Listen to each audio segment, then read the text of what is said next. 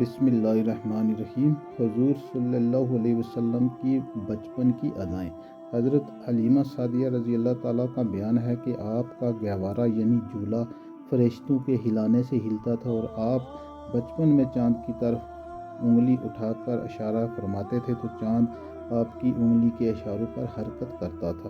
جب آپ صلی اللہ علیہ وسلم کی زبان کھلی تو سب سے اول جو کلام آپ کی زبان مبارک سے نکلا وہ یہ تھا: اللہ اکبر الحمدللہ رب العالمین و سبحان اللہ۔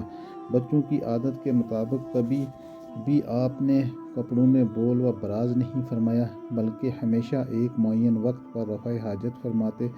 اگر کبھی آپ کی شرمگاہ کھل جاتی تو آپ صلی اللہ علیہ وسلم رو رو کر فریاد کرتے اور جب تک شرمگاہ نہ چھپ جاتی آپ صلی اللہ علیہ وسلم کو چین اور قرار نہیں آتا تھا، اور اگر شرمگاہ چھپانے میں مجھ سے کچھ تاخیر ہو جاتی تو غیب سے کوئی آپ صلی اللہ علیہ وسلم کی شرمگاہ چھپا دیتا تھا۔ جب آپ اپنے پاؤں پر چلنے کے قابل ہوئے تو باہر نکل کر بچوں کو کھیلتے ہوئے دیکھتے، مگر خود کھیل کود میں شریک نہیں ہوتے۔ لڑکے آپ کو کھیلنے کے لیے بلاتے تو آپ صلی اللہ علیہ وسلم فرماتے کہ میں کھیلنے کے لیے پیدا نہیں کیا گیا ہوں۔